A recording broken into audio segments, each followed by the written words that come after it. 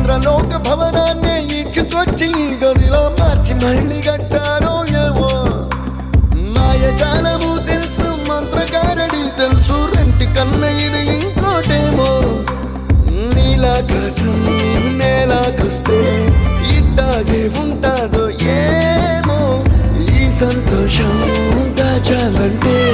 హృదయాలు ఓ వంద కావాలేమో ఇంతందంగా ఉంటుందా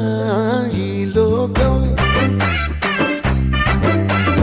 ఇన్నాళ్ళు ఈ మనసుకి తెలియాలేదే పాపం